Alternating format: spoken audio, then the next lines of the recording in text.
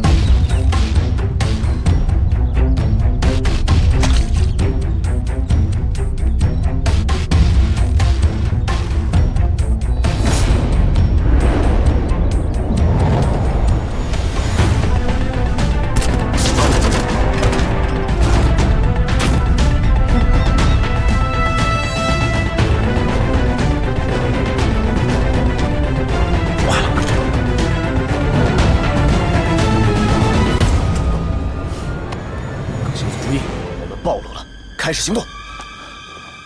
志勇，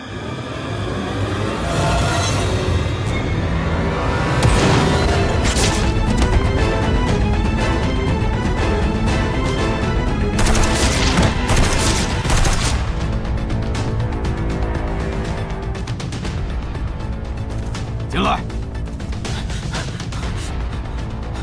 老板，外面怎么了？我们被袭击了，有多少人？不确定，老板。你带点人，快点把班达给杀了。是的，老板，快去！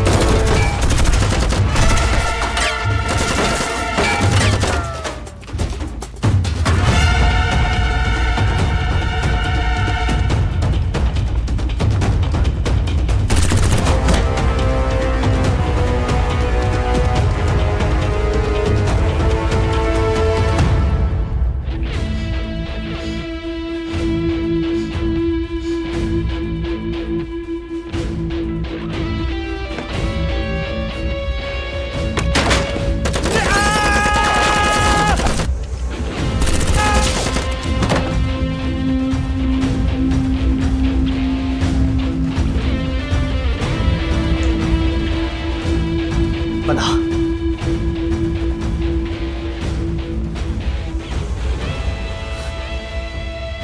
班达，班达，班达，班达，班达，我们是中国维和部队的，别害怕，我们走。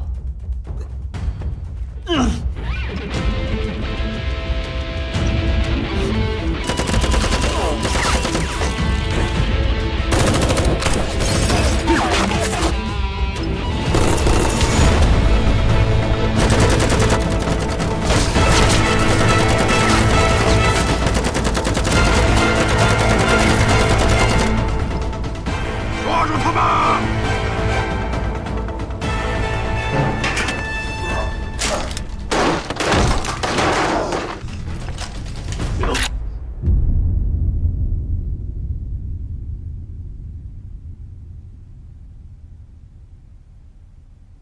把枪放下。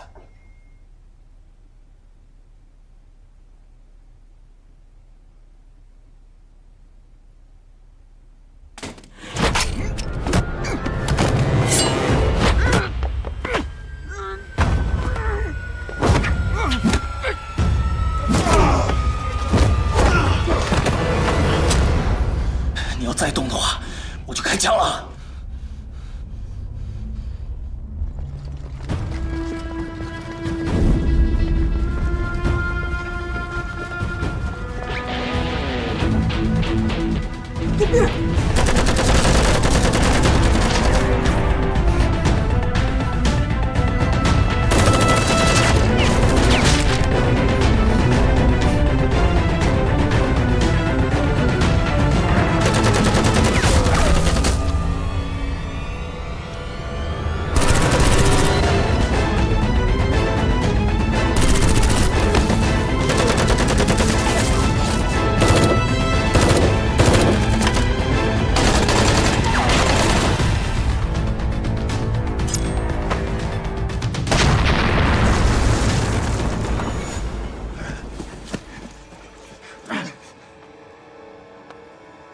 老聂，我这边已经控制了巴沙，你那边怎么样？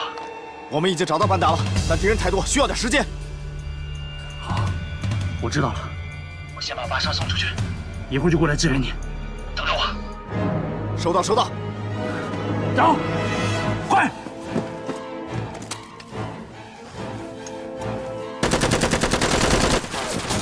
准备撤退。收到。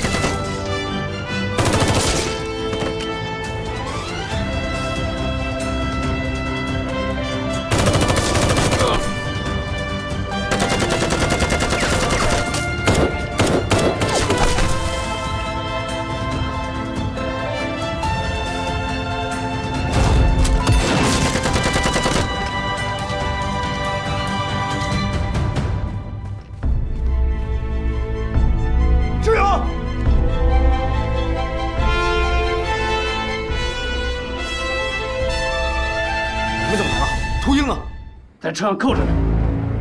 注意警戒！突围！是。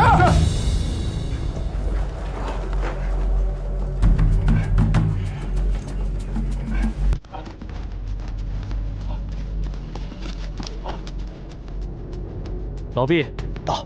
你一会儿把巴沙带走，我和子楠去支援老聂。是。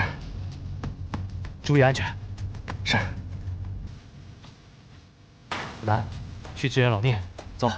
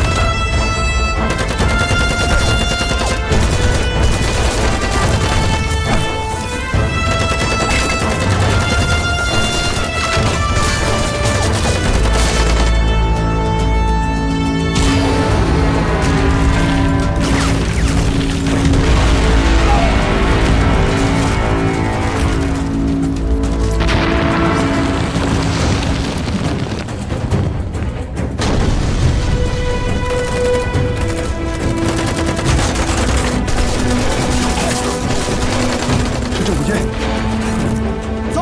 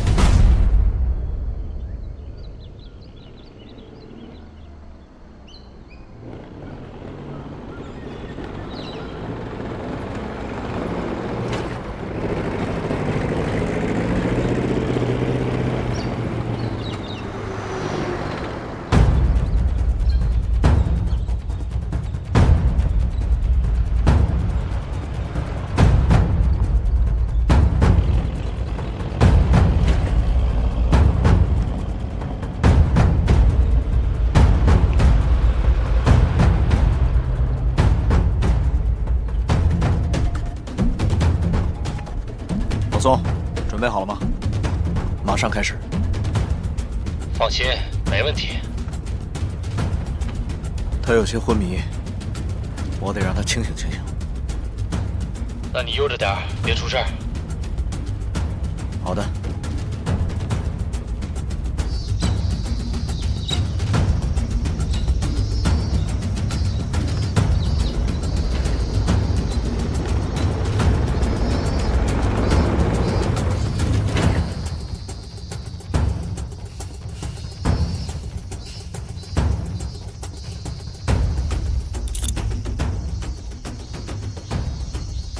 安士顿是谁？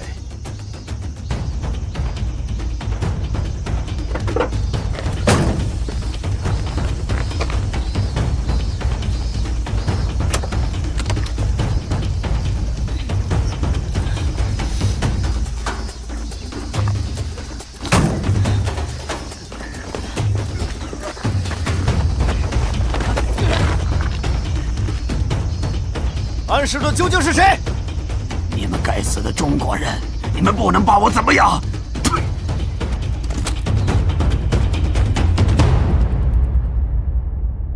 是的究竟是谁？你们该死的中国人！你们不能把我怎么样！说，我把你绑石头上扔进河里，多久才能找到你？嗯？你杀了我吧！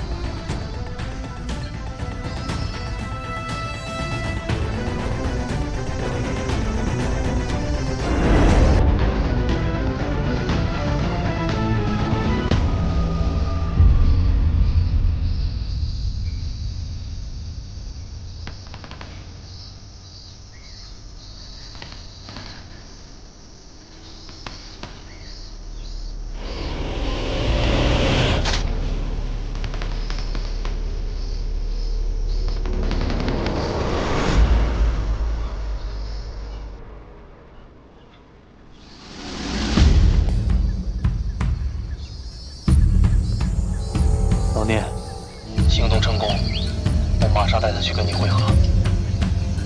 收到。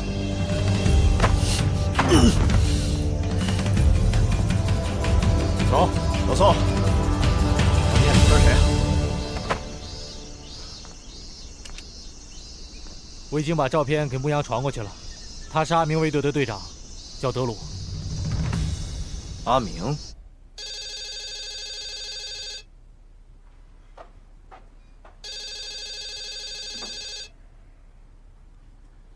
怎么了？出什么事了？稍后的计划是什么？他们的手里有秃鹰的照片，现在他们要去找秃鹰了。我们必须要保证计划延续。好，明白。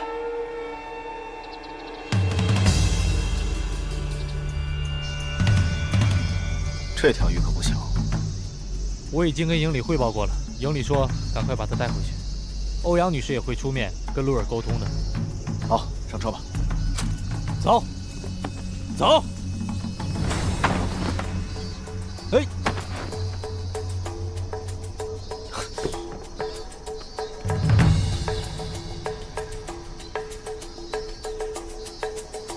氰化钾，快，报告营长。是。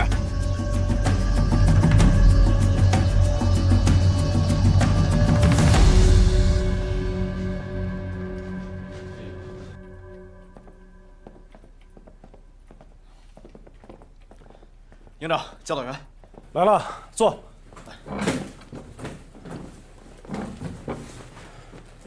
我先大概说一下基本情况。巴沙已经被移交联赛团警察部了。德鲁的情况，我也向欧阳丹尼做了汇报。就现在来看，这个阿明极有可能和恐怖分子保持着非常重要的联系，或者说，阿明就是巴沙隐瞒的那个上线。德鲁服毒自杀，要是跟阿明对峙的话，他肯定百口莫辩。没有证据，说什么都没有用，鲁尔不会相信的。目前我们只能等联赛团总部对进口药品的调查结果。报告营长，欧阳女士电话。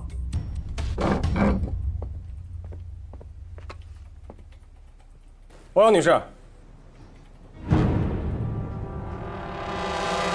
什么时候的事儿？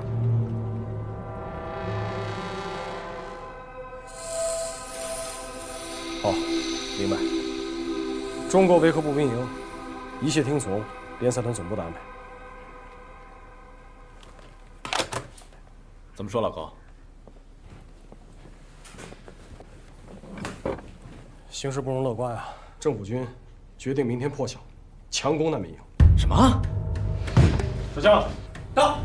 通知连以上干部，半个小时后到这开会。是。鲁尔要跟联合国撕破脸了。不仅如此啊，特派团司令部决定以中国维和步兵营为总指挥部，所有相关决策人员都将听咱们调遣。老高，这个责任太大了。报告营长，联赛团军事部门、维和警察部门，还有我国大使馆全部打来电话，问三高和你。好，告诉他们10分钟之后回电话。是。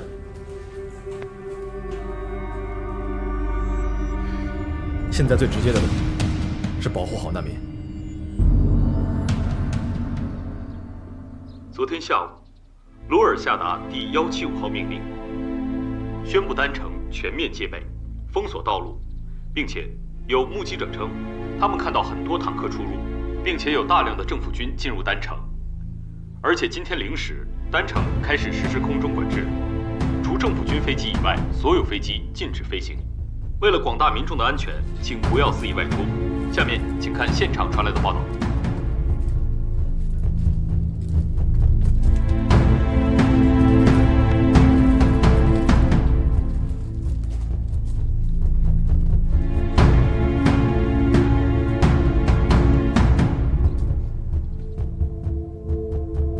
同志们，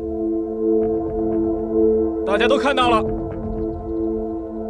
鲁尔的政府无视与联合国的约定，明天将会强攻我们步兵营所负责守卫的难民营。下面，请营长传达上级给我们的命令。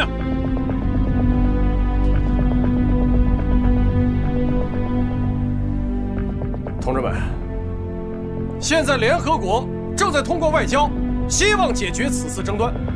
同时，特派团司令部命令我中国维和步兵营坚守阵地，保护所属难民。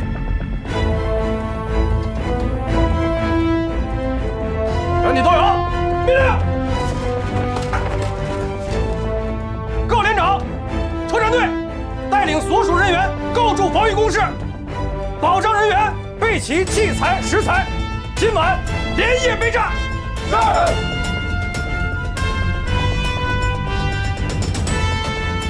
同志们，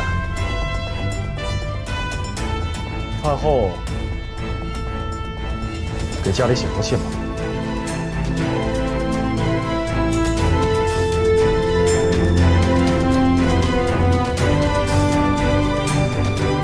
保证完成任务！保证完成任务！保证完成任务！保证完成任务！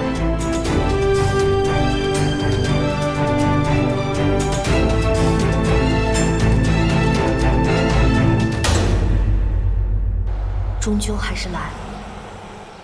班达无辜的被伤害，罗尔因此而准备动手，是不留任何余地的动手。我知道，班达的事让他愤怒，但这只是一部分的原因。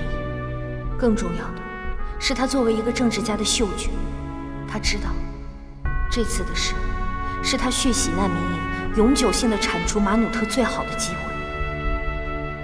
这里成了孤岛，我们是最后的防线，在我们的身后是将近2万人的2座难民营。这其中可能会有鲁尔所谓的叛军势力浑水摸鱼冒充难民，但绝大多数人都要因此而成为陪葬，也包括我们这是唯一守卫力量。营长知道，如果我们坚守到底，面对的很有可能就是政府军的坦克、装甲、上万人的步兵。我相信这次鲁尔说到做到，他会跨过我们的身体，直奔那些手无寸铁的平民，他自己的百姓。可是就在刚刚，营长和教导员做了决定，我们寸步不离，寸土不让。可我是真的害怕了。无论我们的意志多么强大，我们的准备多么充分，可这种害怕是源于我们不能攻击，只能自保。这是我们从未想象过的情景。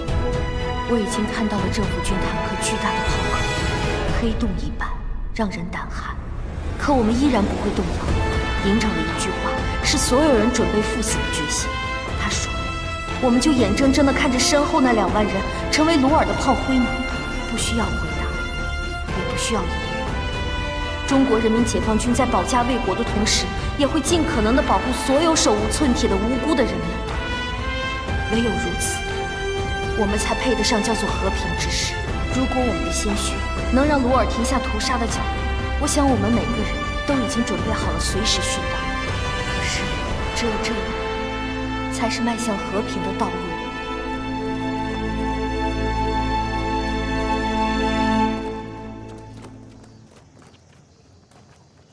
真没想到啊，在这种时候还能有时间跟你单独走走路。唉，我是没想到，塞利亚政府真的敢跟联合国动手。放心，丹妮，我虽然没当过兵，更没打过仗，但是如果今天真的有什么事情发生的话，我老郭一直会在你身边陪着。我深深焦灼的土壤，暗无天日的奔忙，一眼间荒草疯狂生长。这么多年，我到哪儿你都跟到哪儿，你的心意我都懂。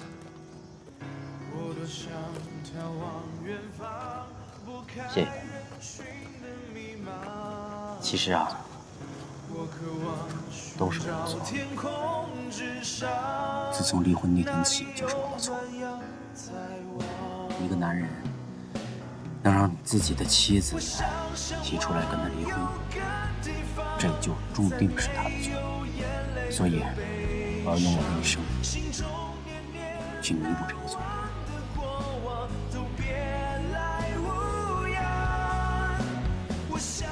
以前的事儿都过去了，也不知道以后还有没有机会吃到你亲手做的饭。能，你一定能。无论走到哪儿，就算是在黄泉路上，我也给你做饭吃。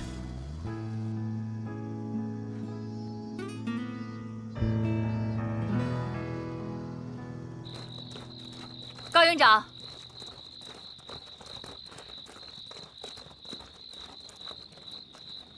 营长同志，我愿受联赛团委派与维和部队协同作战。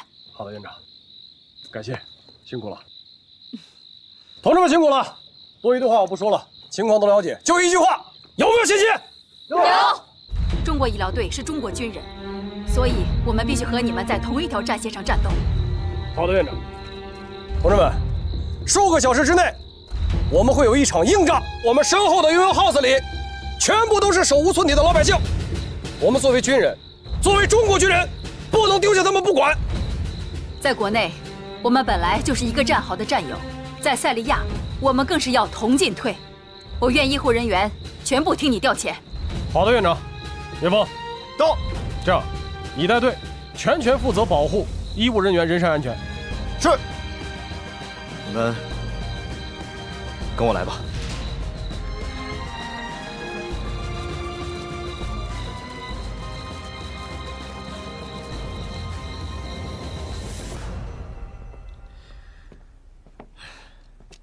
会开枪吗？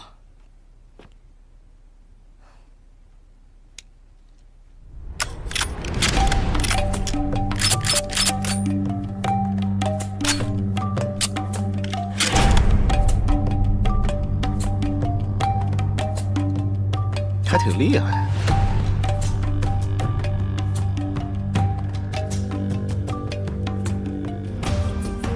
留着防身吧。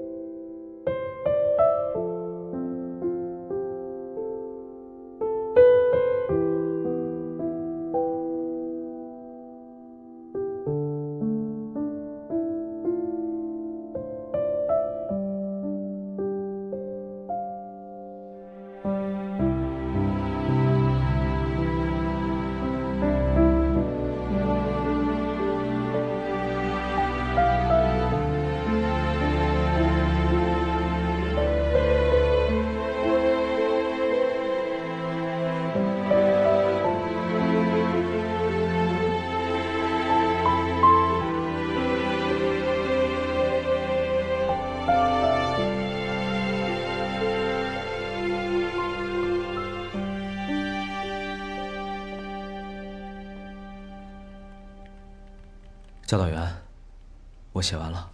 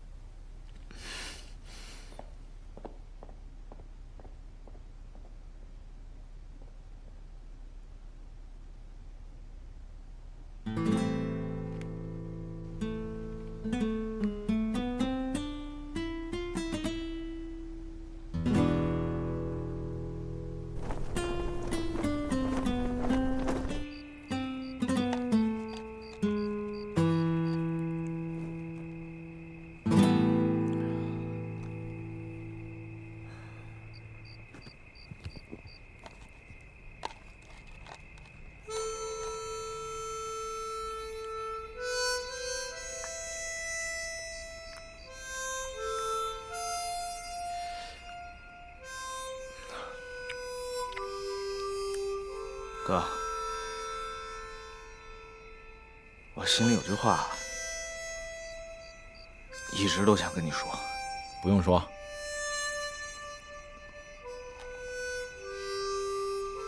也不要说。啊？我知道你想说什么。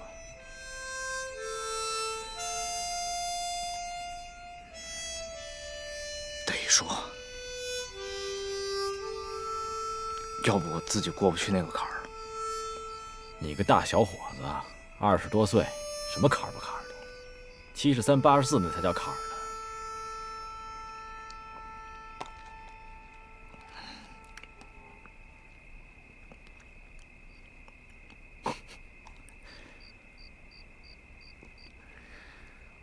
我还记得呀，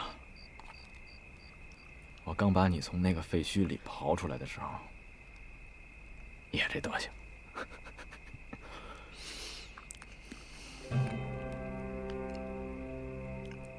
迷迷糊糊，还让我去救你爸你妈。你是个孝顺孩子。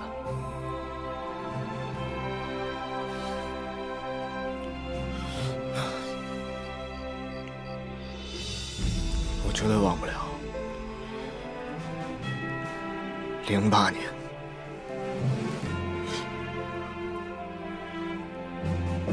，5月14号那天，也就是地震2天以后，是我让你失去了所有的亲人，是你让我成为了一名军人。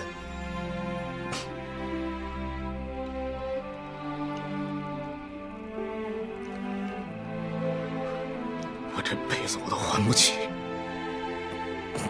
怎么还没完没了呢？我跟你说，聂风，我是中国人民解放军，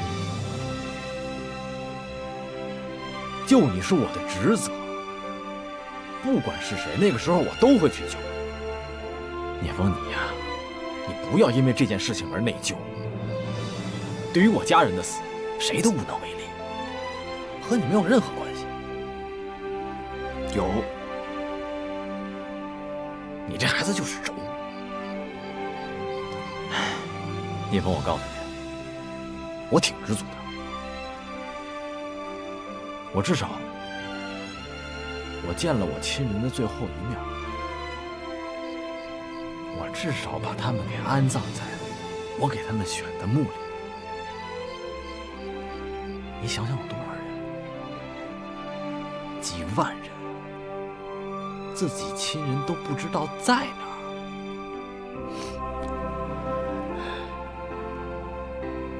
我知足，知足。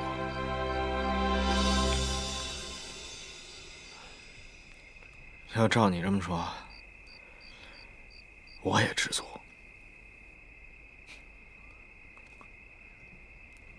我也知道我爸妈在哪儿，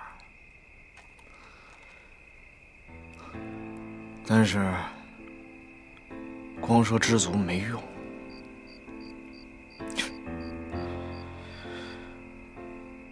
你是个孤家寡人，我是个孤儿，这是不争的事实。所以说，哎，我问你，谁是孤家寡人呢？你呀，我是吗？对，我有你呢。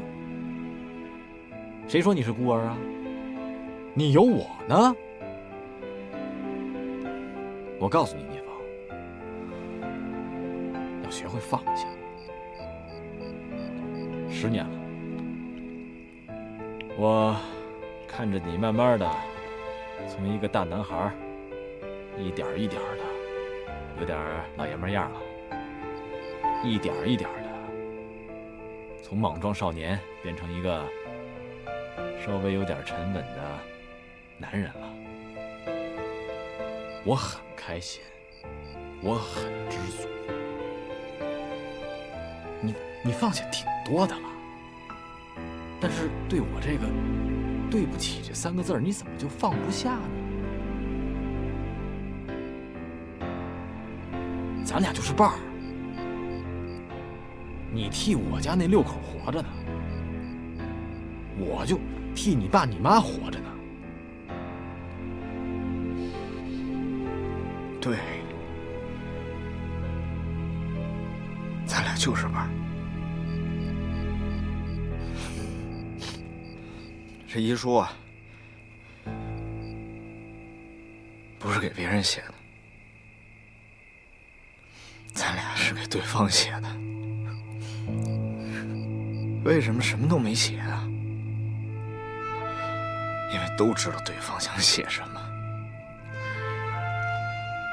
古时候有很多的无字碑，咱俩就给他来一个白纸的遗书。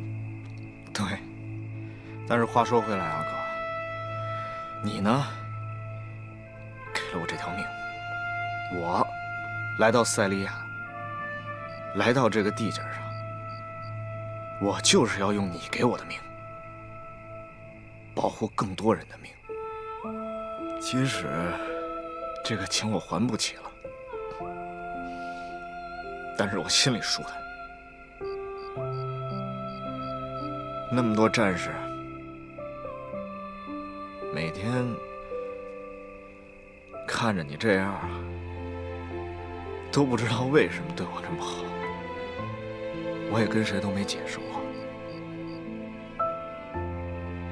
但是我心里只有一个想法：不能白瞎了你给我的这条命。好，那明天咱们就要活一起活，要死啊一起死，要活一起活，要死不能一起死。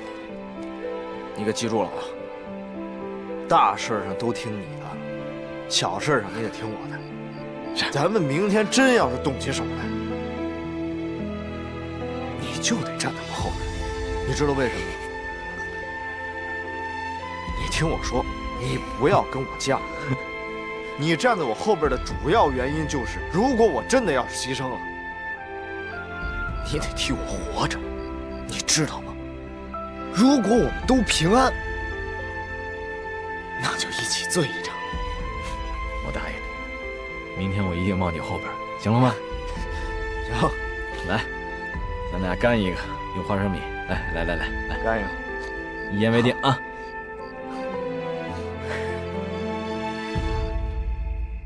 各单位负责人都到齐了吧？下面我简要说一下现在的情况。接下来我们要有一场硬仗要打，我希望各位和所属人员能够提起100倍的精神来应对。无论政府军什么时候展开强攻，咱们都不能后退半步。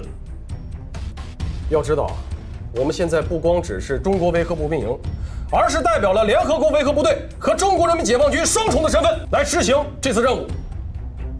好了，多余的话我不说了，接下来我开始进行战斗部署。1，打开武器库，所有轻重武器分发到单兵手中，子弹1颗不留。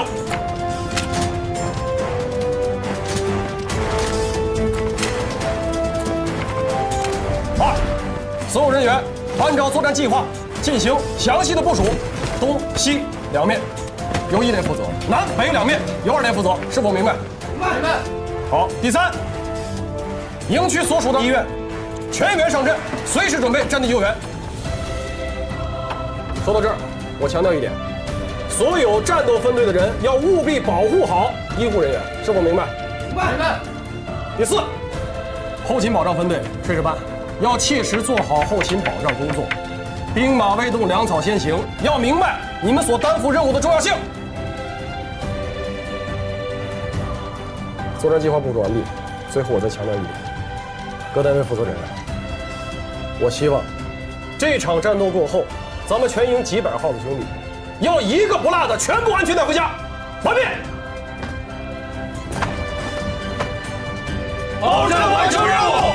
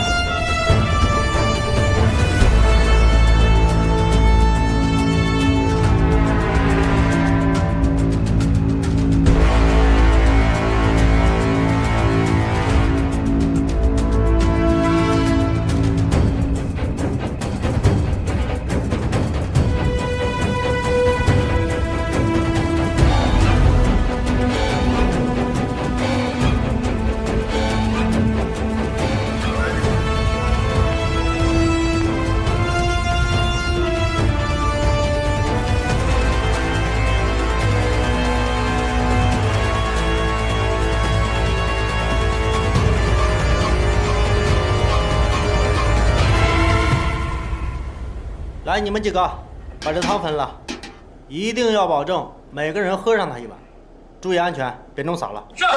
去吧。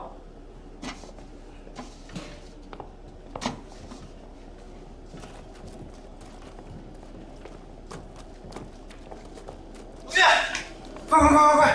啊，给我口水喝！这设防设我一肚子沙。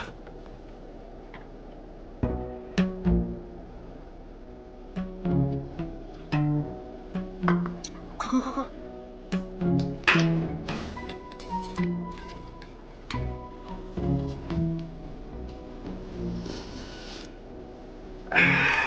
想了，大佬。外面都火烧眉毛了，你还有功夫跟我扯闲淡？太年轻，不要着急上火。越到这个时候，大家越容易着急上火。你说这个时候我再给大家弄一锅咸汤，谁喝呀？你喝呀？不咸，刚刚好。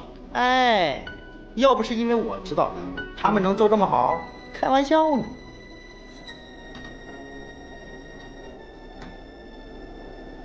我知道了，你是不是就用这锅汤把嫂子过来？别提了，闹掰了。可能以后见面呢，我都得叫声嫂子。哎，没事，关键啊，曾经拥有。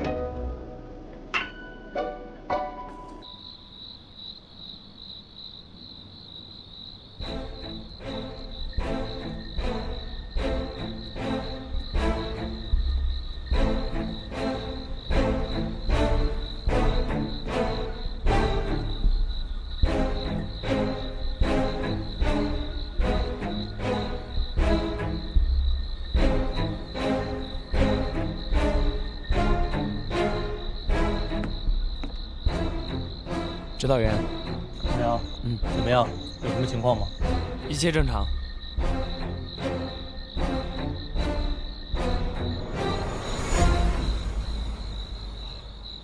哎，小杨，有件事我一直忘了问你了，你手上的冻疮是怎么回事啊？这个是我之前在大兴安岭站岗的时候冻的。我前2天还和聂队长说来着。我说在东北的时候觉得已经挺难熬了，没想到来了塞利亚以后才发现东北不算什么。要多注意啊。是。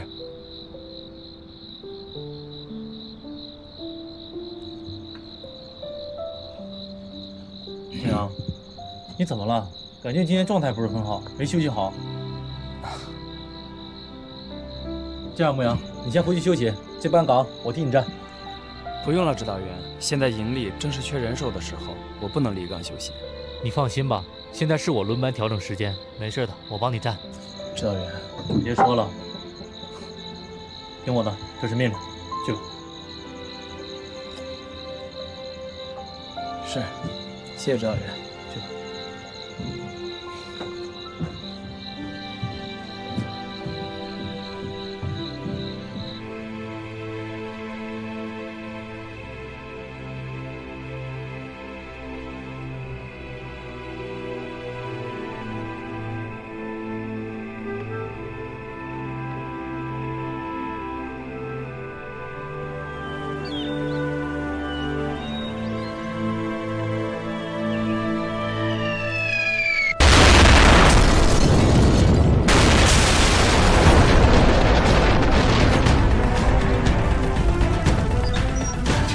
小兵，警戒！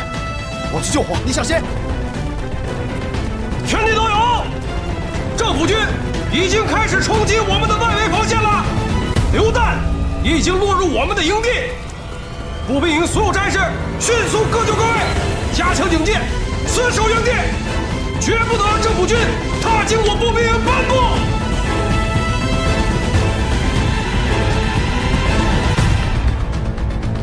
就在刚刚，政府军和反政府武装在联合国之家不远处外激烈战斗，炮弹在营地周围炸开，有些炮弹误入了中国维和步兵营营区内，目前还未得知是否有人员伤亡。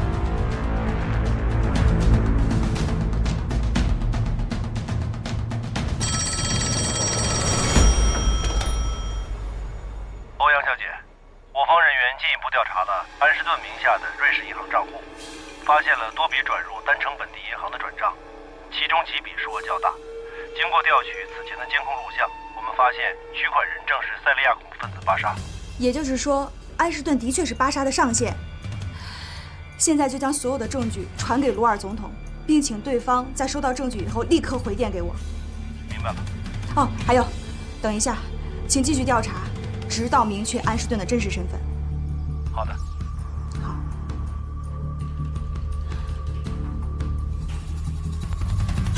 目前为止，战斗还在激烈的进行中，已经有大量的无辜平民伤亡。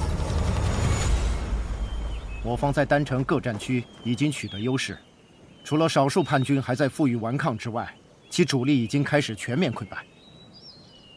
这群叛军就是一群乌合之众，根本不能对我们形成威胁，不足为惧。好的，明白，你们去吧。好的。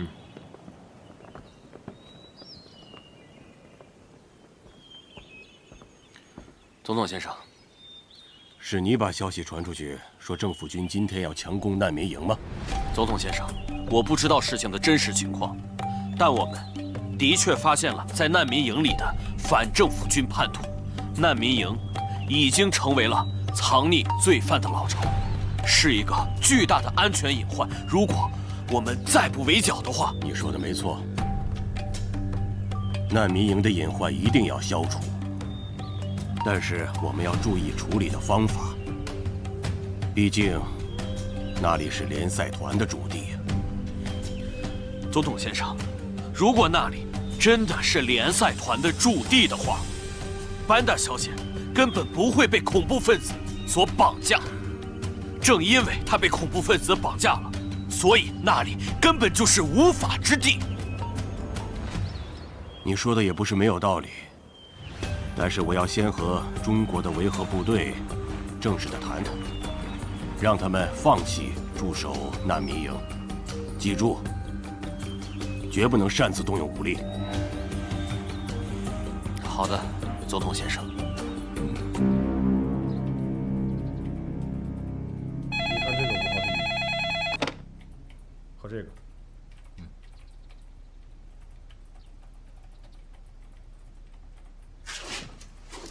鲍营长，总统府打来电话，约你半个小时之后和总统鲁尔进行电话会议。好，我准时参加。是。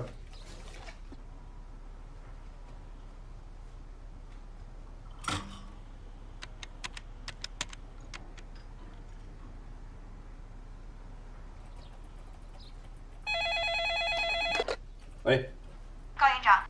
哦，欧阳女士。那个名为安士顿的人的确是巴沙的上线。1个小时前，我已经派人把证据传给了总统府了。太好了，刚才总统府已经打来电话，鲁尔总统约我一会儿进行电话会谈。我估计他是不是要说这个证据的事儿？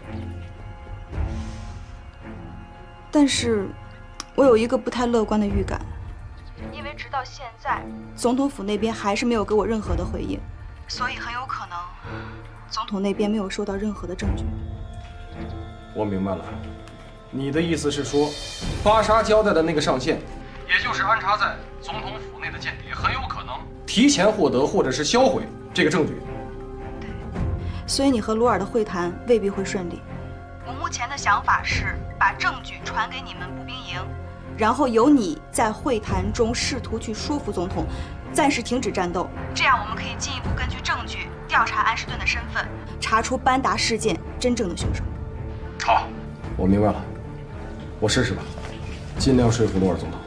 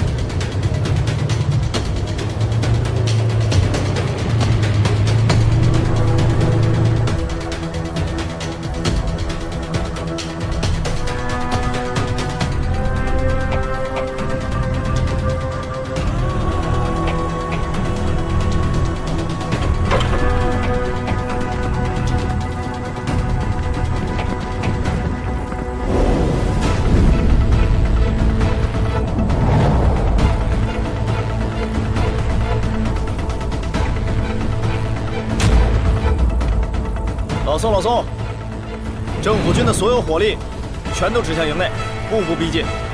我觉得他在试探我们的底线。老聂，以政府军的火力，想要攻破我们的防守，简直易如反掌。他们根本不需要试探。他们现在之所以没有向我们开火，他们顾忌的只是联合国和中国军队的威望，连任何警示射击都没有。他们会觉得我们示弱。我现在就联系营部。老聂，听我的，你稍安勿躁，等营长和鲁尔谈完话之后，会给我们下明确的命令的。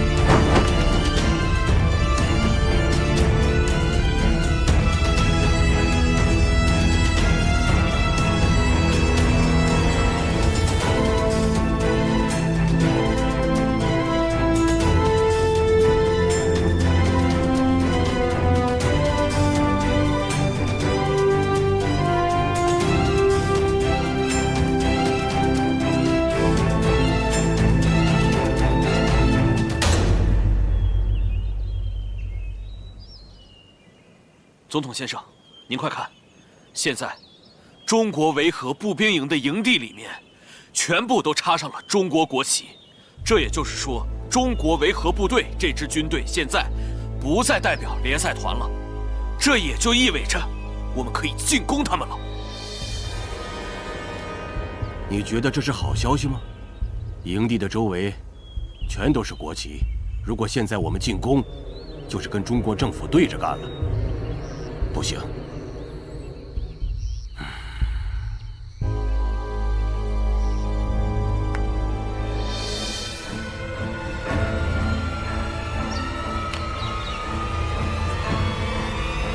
别动！别动！别动！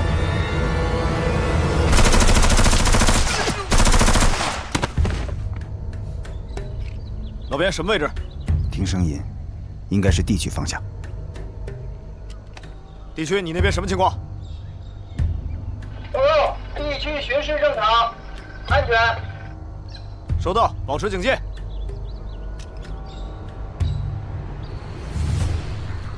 你好，高营长。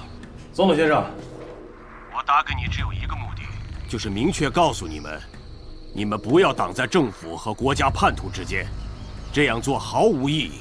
所以，我郑重地奉劝你们，不要成为无谓的牺牲品。总统先生，恕我直言，您所说的那些国家叛徒都是手无寸铁的妇女和儿童。况且，我们守卫难民营是中国维和步兵营驻守塞利亚的职责，更是对联合国的承诺。我们不能因为您的一句话就放弃。班达走进难民营时，他不也是踏上了你们中国维和部队的领地吗？你们保护好他了吗？你还好意思跟我谈承诺？总统先生，我正要向您说班达绑架的事情。联赛团刚刚发来消息，已经查到了巴沙上线的一些线索，而且这些线索已经以文件的形式发到您的总统府，不知道您是否收到？巴沙的上线是谁？总统先生，水落石出只是时间问题。中国军队和联合国的态度是，希望您在查到罪魁祸首之前先行撤军。哼，你是想搪塞我，让我放过伤害班达的那些人吗？总统先生，在没有确凿的证据之前，马努特他仍旧是无辜的。恕我直言，如果您一定要强攻难民营，那么中国军队将和难民营共存亡。